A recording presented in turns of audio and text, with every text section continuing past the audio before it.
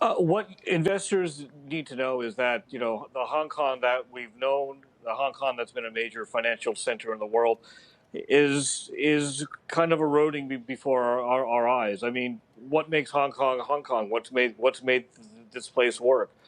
It's because it has had rule of law, it's had independent judiciary, it's had free flow of information. This is stuff you can't get on the mainland. Remember, 15 years ago, there were experts predicting that Shanghai was going to take Hong Kong's place as China's international financial center. It never happened. It never happened because Hong Kong had stuff that China doesn't have, and this law starts to take that away.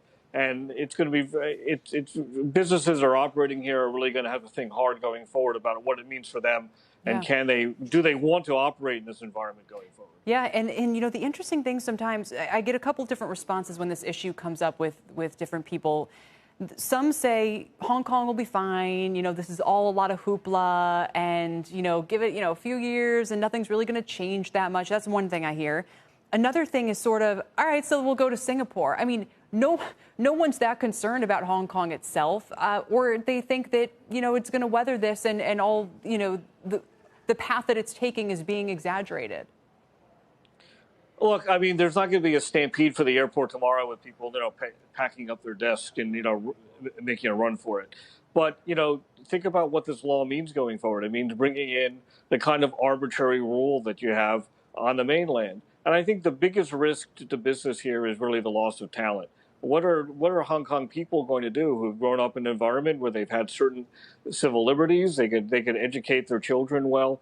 Are they really going to want to stay here? I mean, the UK and other countries are talking about opening their door to more people from Hong Kong to emigrate. I think that's going to happen, and what that means is that all that talent that companies count on, foreign companies and local companies count on, to run these businesses here so successfully, may not be there in 5 years or 10 years. Yeah, it is really, really sad. And I'm curious, so again, for those who say, all right, well, tough for Hong Kong, but again, why do I need to care? Why should I get involved in China's, domestic politics? I mean, China plays this issue out very effectively on the national stage, even in regards to that whole NBA issue last year. They say, this is our business. You don't like it tough, it's not your problem.